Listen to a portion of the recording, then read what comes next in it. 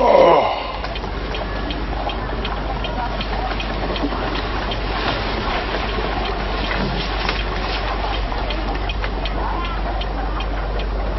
What do you make of it, Watson? Huh? Believe you got eyes in the back of your head, Holmes. Well, I have a well-polished coffee pot in front of me. Mrs. Hudson said it was left last night while we were out. What do you make of it? Ah. Well, his name, at least, we know. I think Dr. Mortimer is a successful, elderly medical man. Well esteemed, since those who know him gave him this mark of their appreciation. Yeah. I think he's a country practitioner, does a good deal of visiting on foot. Friends of CCH. I should guess that to be the local hunt. Oh, bravo. Bravo, Watson. You know, I am bound to say you habitually underrate your abilities. It may be that you are not yourself luminous, but you are a conductor of light. Some people, without possessing genius, have a remarkable power for stimulating it. I confess that, my dear fellow, I am very much in your debt. Thank you. But I am afraid that most of your conclusions were erroneous. H. Surely, hospital. CC suggests Charing Cross. I mean, if so, I would postulate a young man, under 30, amiable, absent-minded, unambitious, and the possessor of a dog. Can I see the stick? What? Oh. Thank you. Yes.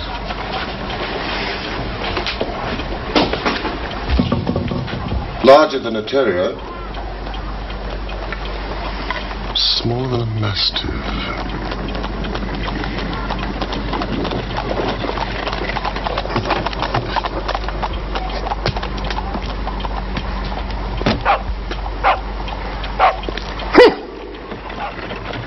I was right. A curly-haired spaniel. Oh. Dr. Mortimer? Thank you, sir. Thank you. I wasn't sure whether I'd left it here or at the shipping office. The SS Gibraltar UC docks today at Tilbury. Ah.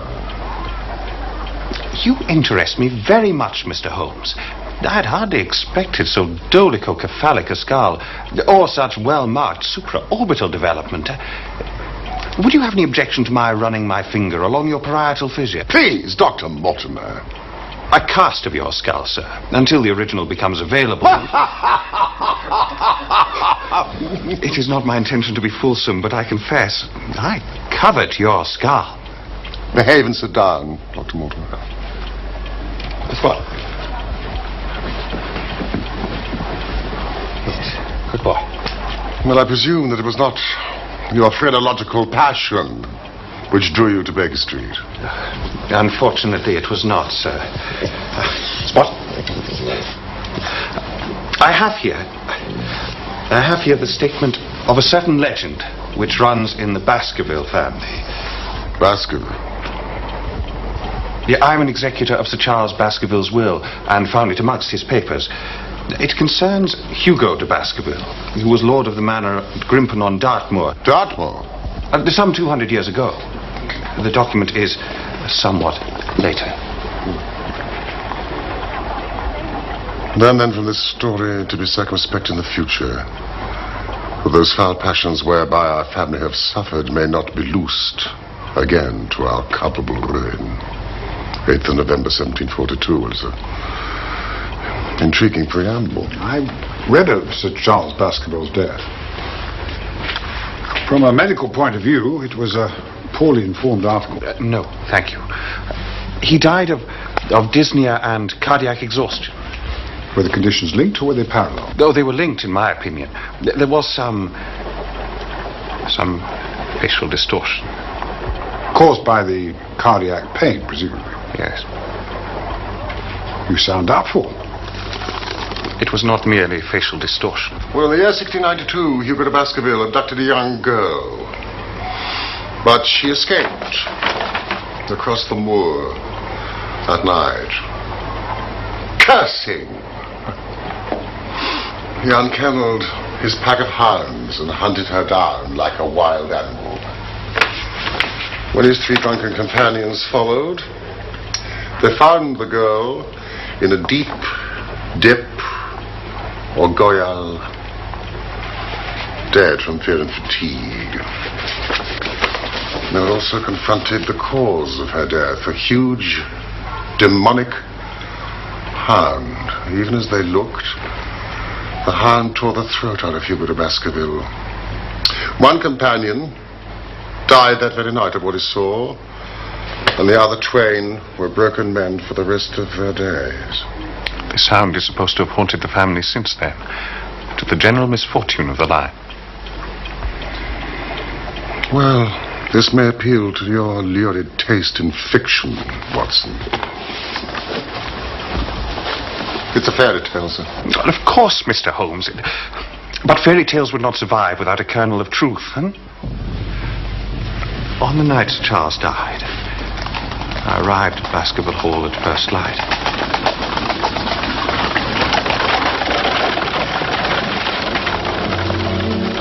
I shall tell you what I found. No more or less. What do you believe, sir? I had been concerned about him for some time. He had become obsessed with the legend of the Hound. He's by the summer house. He believed he had heard the hound itself upon the moors. He even believed he had seen it.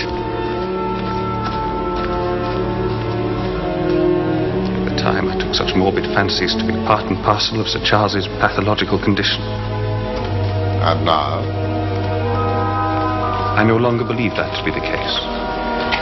There, sir. We didn't like to move him, sir. Once we knew. Yes. Yes, quite, Barrymore. A sad occasion, Mrs. Barrymore. An unhappy vigil for you. He was our hope, Doctor. Hope of the country hereabouts.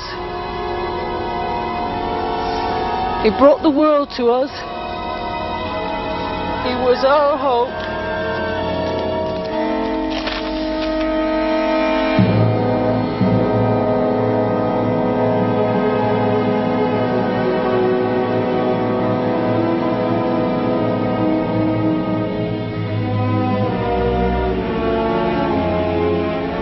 Before Sir Charles ran up the alley, he had evidently stood at the gate for at least 10 minutes.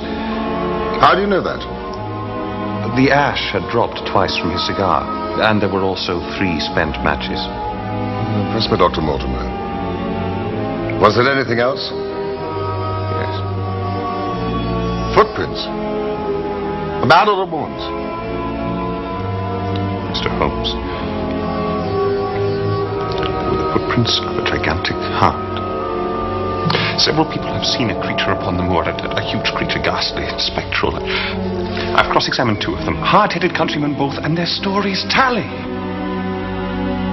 I want you to advise me what I should do with Sir Henry Baskerville. Henry Baskerville has spent his life in America. He has come over on the SS Gibraltar. Send him direct to Baskerville. Very. It's been a pleasure having you aboard, Sir Henry. Sir Henry. I still haven't gotten used to that title. Was there any other claimant upon Sir Charles's estate? None.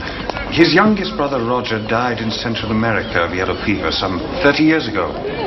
Northumberland Hotel, Northumberland Avenue. Sir Henry is the last of the Baskervilles.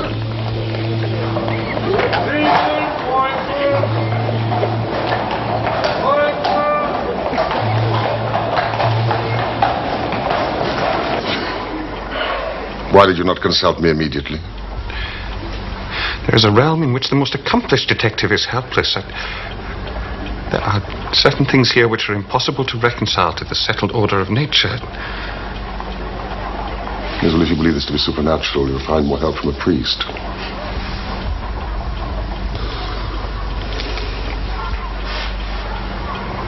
No.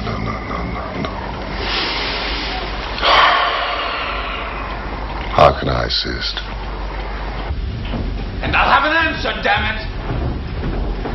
He's in a stir, sir, about his boot.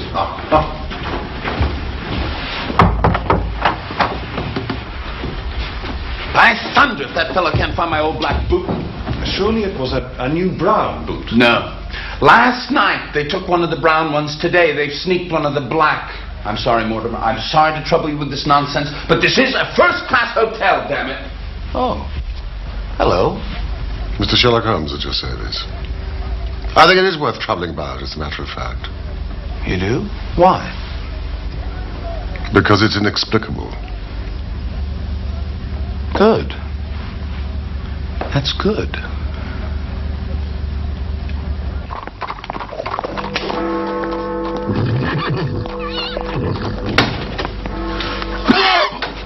My God. Have you got a cold, Watson? Oh, it's this poisonous atmosphere. This is a bit thick, I suppose. Thick. It's intolerable. You've been at your club all day. How do you know that? Where do you think I'd be? Oh, here, clearly. Clearly. Oh. I've been in Devonshire. In spirit. Quite so. I sent out for a map from Stanford's. Ah. Now see here. Baskerville Hall. Grimpen. Just a clutter of cottages. Two moorland houses. Farmhouses. Laughter Hall. Meadowpit House. I mean, that is all. Well, this represents marshland. And these barrels, some prehistoric settlement or burial ground. A tin mine. Disused, is that? And all the rest is waste. As far as the great convict prison to Princeton.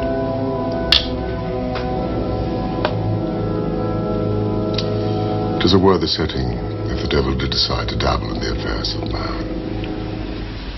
Then you yourself are inclining towards a supernatural explanation.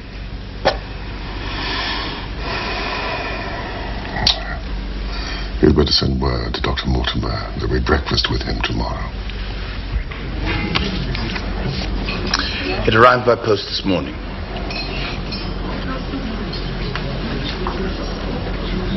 So you think out little puzzles, Mr. Holmes? This one wants more thinking than I'm able to give it. Very suggestive. Yes. A joke is like, it's not? So, Mr. Henry, has anything interesting happened to you since you've been in London? No, I don't think so. Have you been followed? What? I seem to have walked right into a dime novel. Why should anyone follow me? That letter was delivered to the hotel. You are being followed, Sir Henry.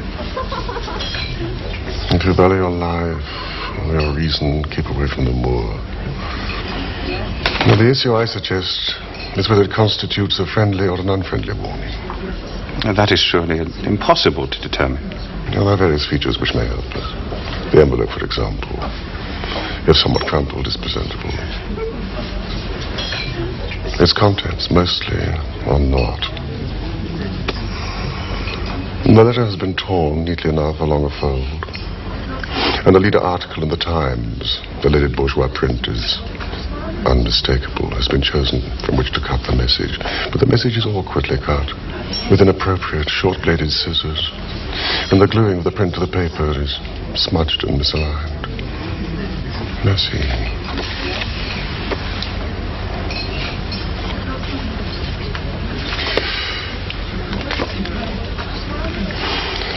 Only half a sheet of paper, and yet the watermark is clear. Huddeston, Quail. You will find that paper in 100 middle-grade hotels, but not, I think, here. A first-class hotel would have paper of a greater weight. The ink is institutional. That also suggests a hotel. Yeah. What can we determine from this?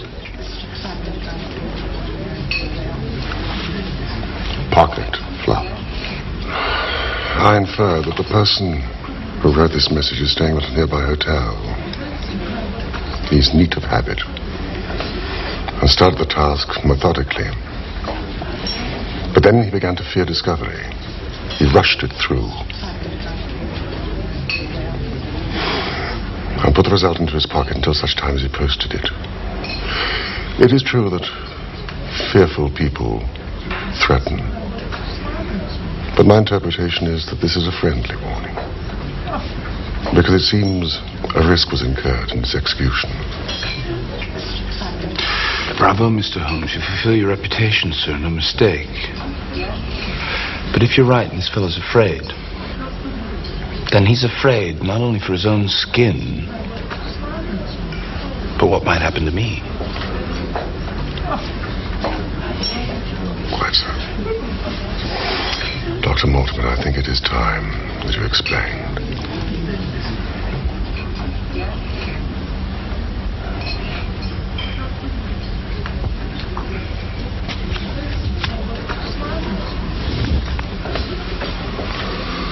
Well, now you know the facts, Sir Henry. The question is whether or not you should go to Dartmoor. There's no devil in hell, nor no man on this earth who's going to prevent me from going to the home of my own people.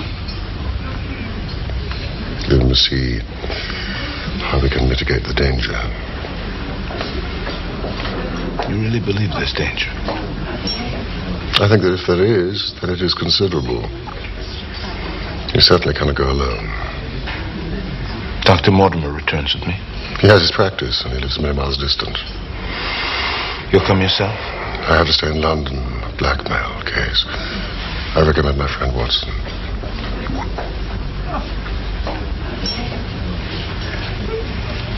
That's very kind of you, Doctor. And I do hope that you'll get to take care of him. I will. Dr. Mortimer, very, very good luck. Thank you. Take care of him. Yes, of course. But we don't know what it is.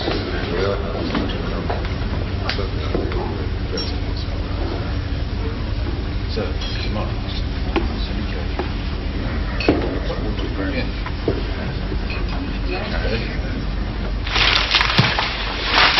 What? This way.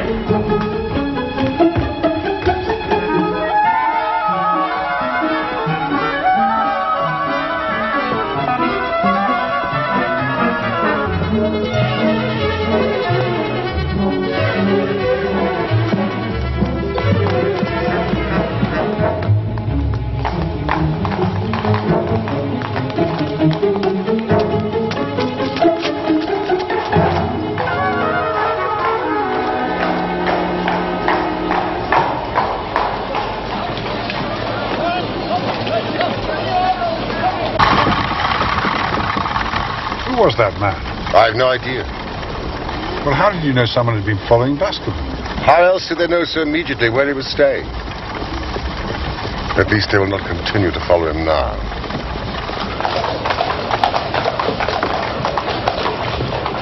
When a crisis comes, Watson, and it will, report to me.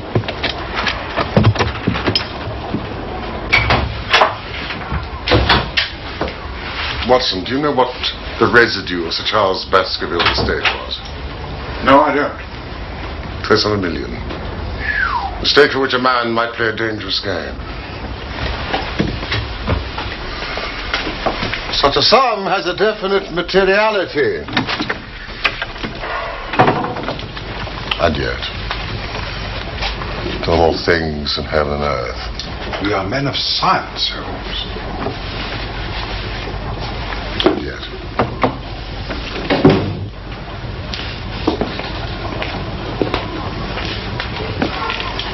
It's an ugly, dangerous business, Watson.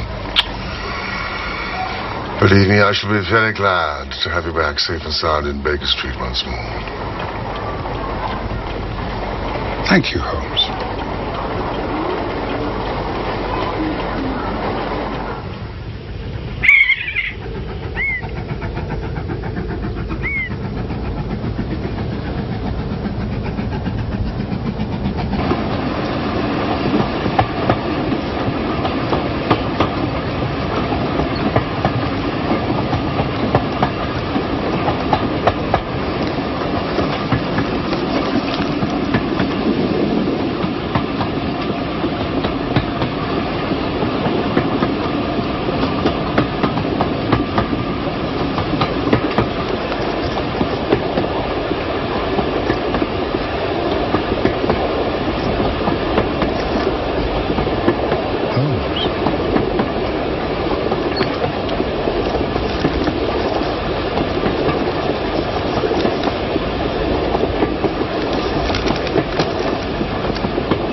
My dear Watson, I will not bias your mind by suggesting theories or suspicions.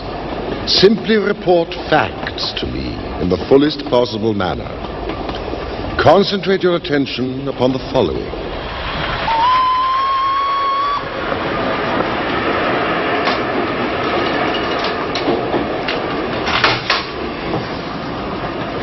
Above all, avoid the moor, when, as the old parchment quaintly put it, the powers of evil are exalted.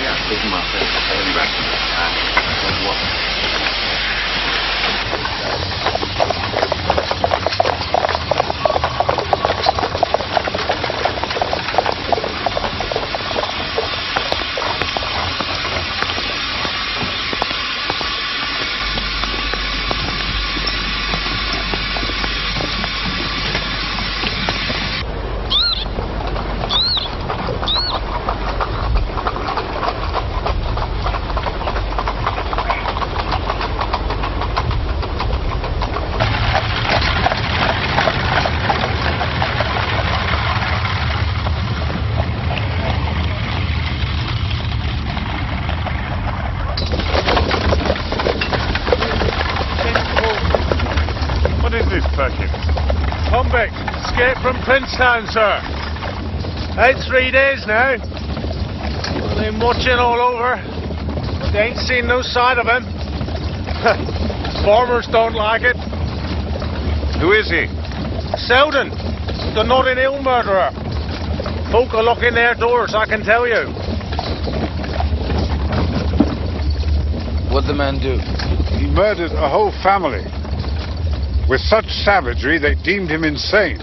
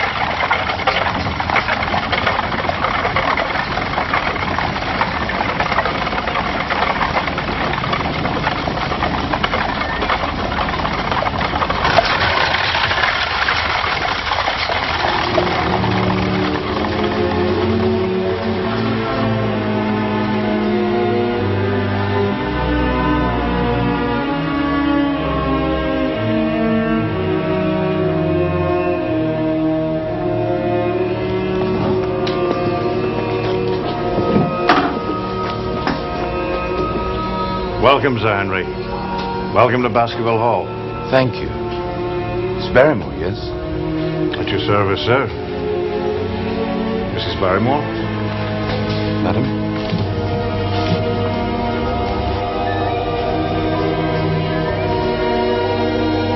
If I can be of service, do not hesitate to send for me, day or night. Of course, thank you. Walk on. This way, Sir Henry.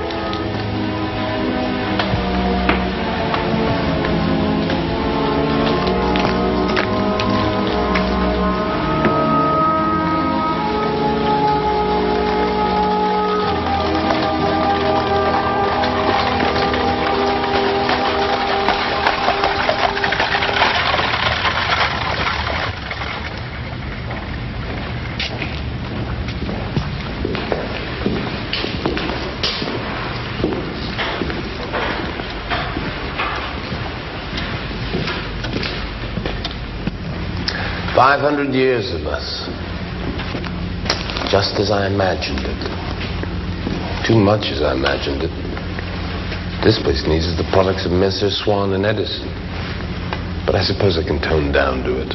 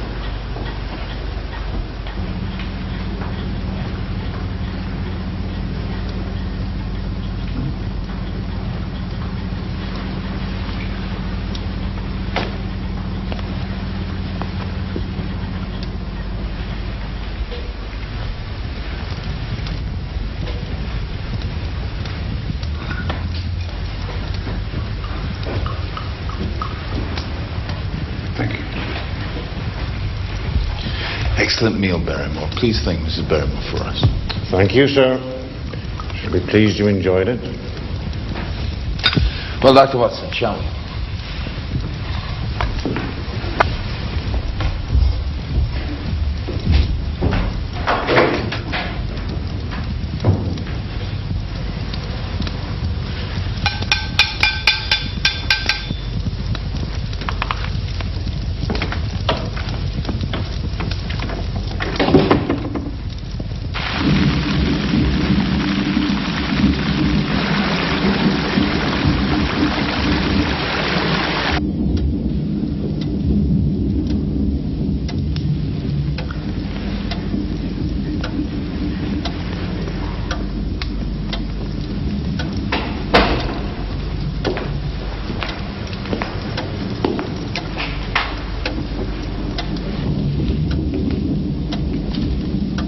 Sir.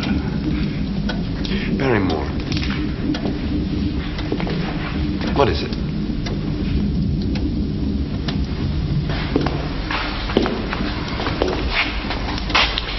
Sir,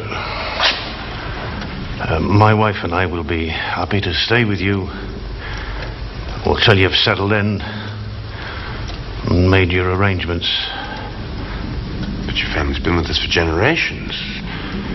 Sorry to start my life here, breaking an old family connection. Thank you, sir. My wife and I were much attached to Sir Charles, and his death. We feel that nothing can be. We feel we shall never be easy here at the Hall, sir.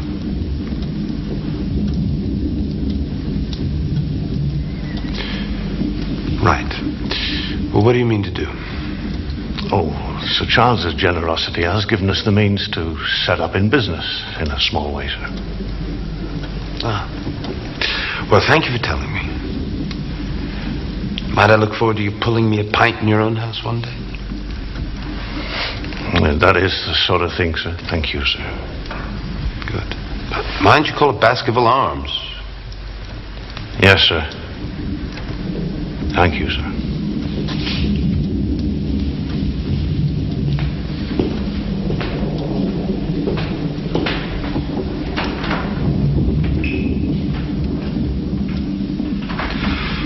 That man is frightened. Yes.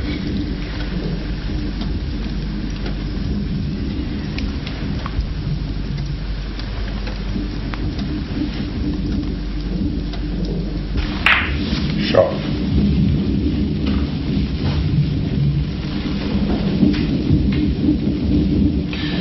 Turning into a rough night. I shall walk over to the post office at Grimpen in the morning. Ah. I'm sorry, but Holmes asked me not to let you leave the house without... Doctor, this shall take care of any dog that I may meet in your absence. even armed. All right. Tomorrow morning she'll find me at home. I'm safe at home, am I? That's what Holmes believes.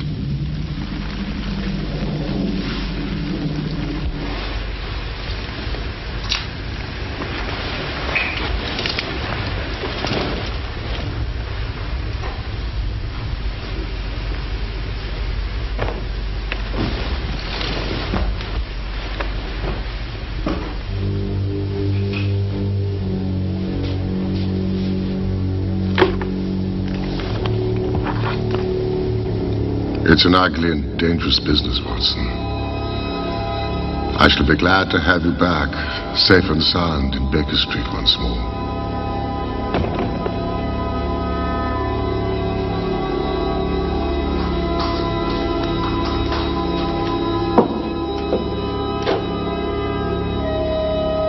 It's a realm in which the most accomplished detective is helpless. There are certain things here which are impossible to reconcile to the settled order of nature.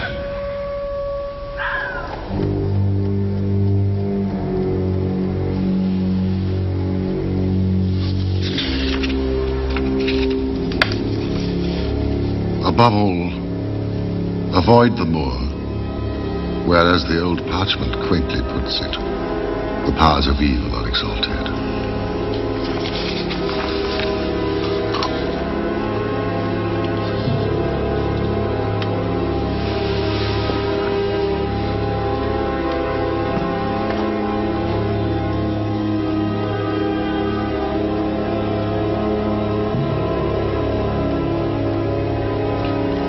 Do you know what the residue of Sir Charles Baskerville's estate was? Close on $1 million. Such a sum has a distinctive materiality about it.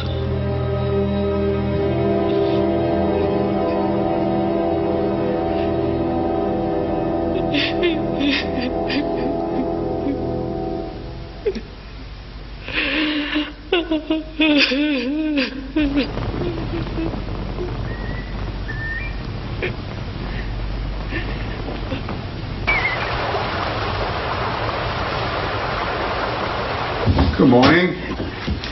How are you today? Oh, very well, thank you. Here we are. Thank you, sir. Thank you.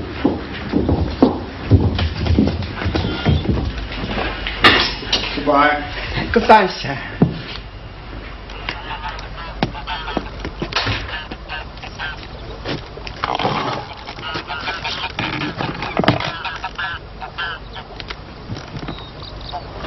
Dr. Watson? Excuse my presumption. Dr. Mortimer pointed you out to me. From the window of his surgery as you passed. Possibly he's told you my name. Stapleton, of Merriford House. Yes, indeed. How do you do? We were concerned. Frankland, Mortimer and I. Concerned? Lest Sir Henry should not come. You know the legend of the fiend Hound. We thought it might seize his imagination just as it seized poor Sir Charles's. How is Mr. Sherlock Holmes? Dr. Watson, you are here. It follows then that Mr. Holmes is interested. I'm afraid I cannot answer your question. Well, may I ask if he is going to honor us with a visit himself? He cannot leave town. Other cases engage his attention. I assure you I'm simply here to visit my friend Sir Henry. I do not need help. I apologize for the intrusion. A moderate walk along this path brings us to Merriford House. I wonder... Well, perhaps you would spare me an hour, Dr. Watson, that I might have the pleasure of introducing you to my sister. I'm expected back at Baskerville Hall. Now, I'm sure an hour will not hurt. Thank you, Mr. Stapleton.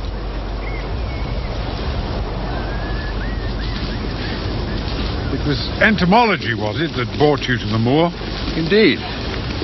Although I delight in it for its own sake, it is so vast, so barren, so mysterious. Well, there, for instance. What do you make of that? It would be a rare place for a gallop. That is the Great Grimpen Mire.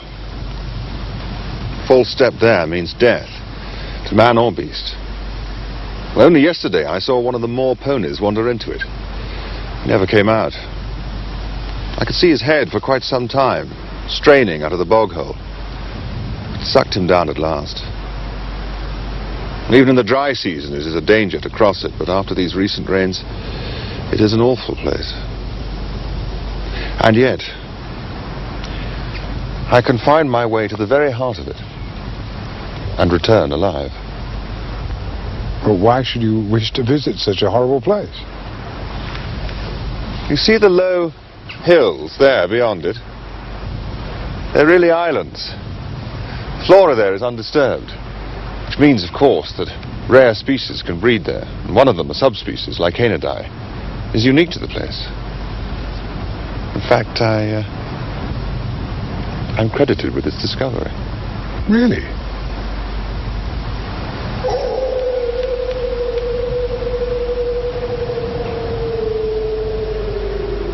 Moor is full of noises. What was it? The peasants say it is the Hound of the Baskervilles calling for its prey. You don't believe such nonsense, surely? Did you ever hear the boom of a bittern? No. The bird is said now to be confined to certain Norfolk fens, but why not here? I've heard its cry described as being something between a foghorn and a soul in torment. What do you think? Ah. Hyale.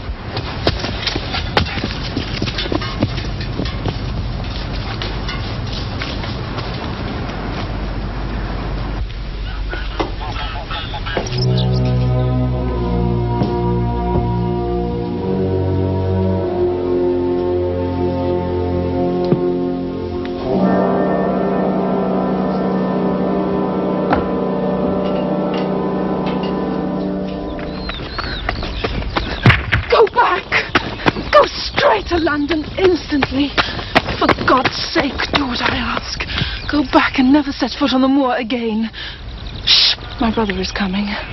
Miss Stapleton? Get away from this place at all costs. Do you see that orchid? Yes, I do. It's a pity you came so late. Our best orchids are nearly over. Jack! You have introduced yourselves, I see. Yes. I was telling Sir Henry it's a pity he has missed the beauties of the moor. Oh, were I Sir Henry, Miss Stapleton, I'm sure I would not miss your beauty, but I'm afraid I am not. Sir Henry, that is. Merely his friend, my Dr. John Watson at your service. Did you catch your butterfly? No. Hyale flies like a wish, I'm afraid. Ah, there. Oh, yes. You must forgive and forget my foolish outburst, Dr. Watson. I cannot forget, Miss Stapleton. You must! Sir Henry is my friend. His welfare is a very close concern of mine. Tell me why you are so eager that he should return to London. You know the story of the Hound. I do not believe such nonsense. But I do. If you have any influence with Sir Henry, take him away. I fear that unless you can give me more definite information than this, it would be impossible to get him to move. I cannot say anything definite, for I do not know anything definite. Miss Stapleton, I would ask you one more question. If you meant no more than this when you first spoke to me, why were you so eager that your brother should not overhear what you said? There is nothing to which he or anybody else could object. My brother is very anxious to have the hall inhabited. He thinks it's for the good of the poor folk upon the moor. He would be very angry if he knew I had said anything which might induce Sir Henry to go away.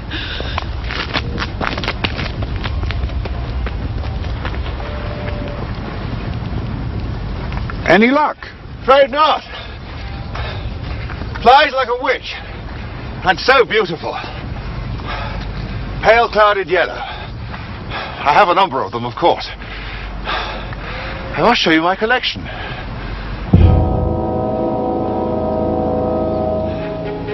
The English Lepidoptera are my field. I have made a particular study of those insects which inhabit margins of heath and marsh.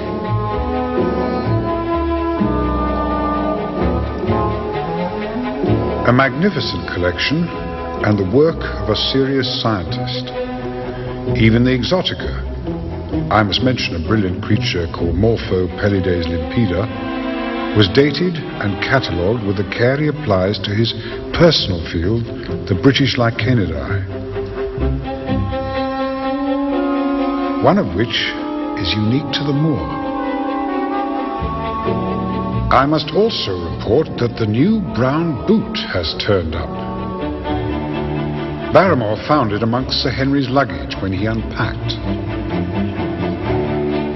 Miss Stapleton is very handsome, and on Tuesday we are to dine here at Baskerville Hall with all our neighbours. So Sir Henry, who chafes a little at the restrictions you have imposed upon him, will have a chance to judge her beauty for himself.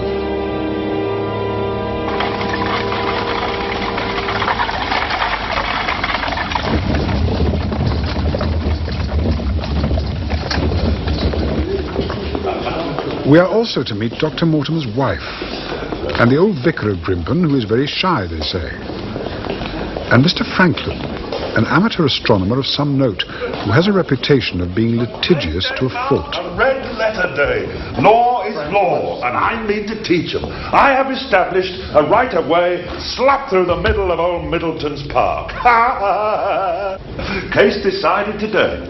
We must teach these magnates they cannot ride roughshod over the rights of commoners. Case decided today. Today, Mr. Franklin. Today, sir. Why do you ask? They're saying in Fernworthy that you had the wood there closed to the villagers. Also today. A red letter day, as I said. True, sir.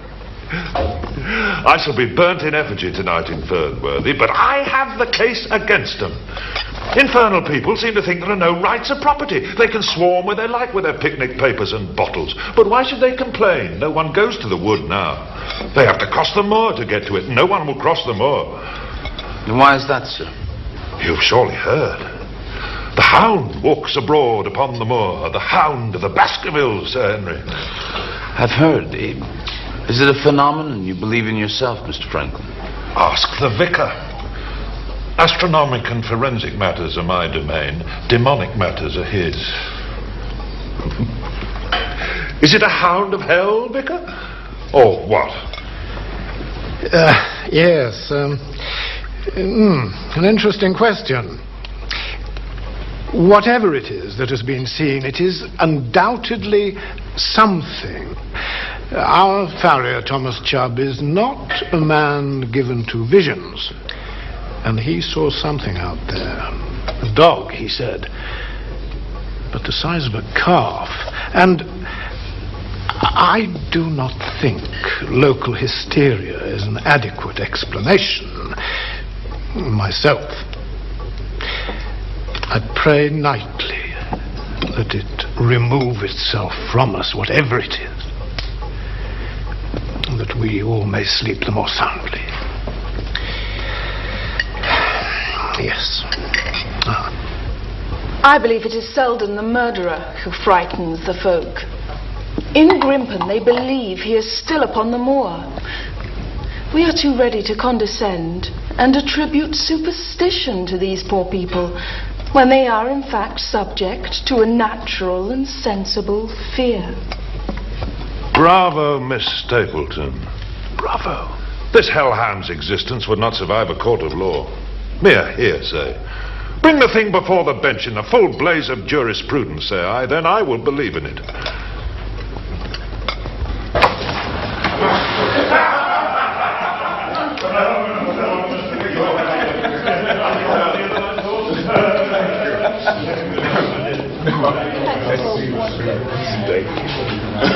Thank you for Good night, Doctor. Very nice to see you.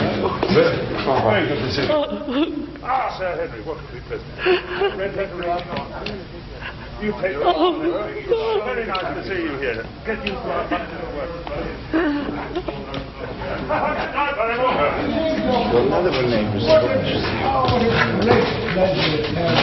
Sir Henry. I'm sure. Yes. Splendid. Oh, thank you. Very much. I hope you and I keep to that. Sir Henry! Yes. My dear, that was wonderful. I must compliment you on that claret. Delicious, absolutely delightful. Certainly.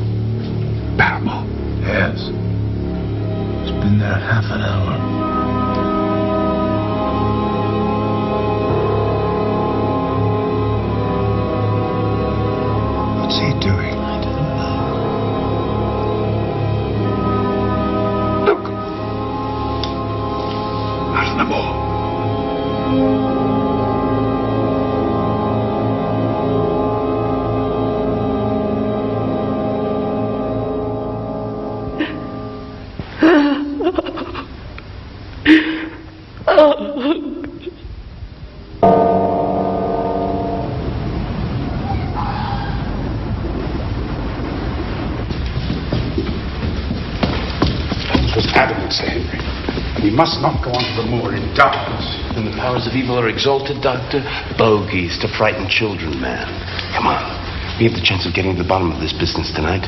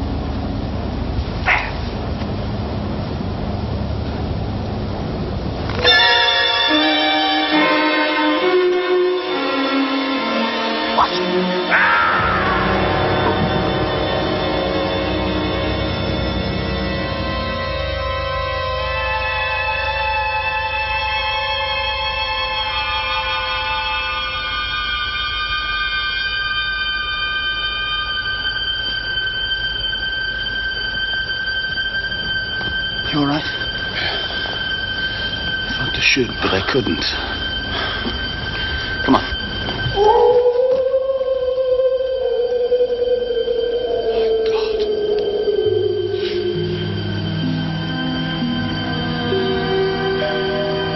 Do you believe there's any truth in these rumors?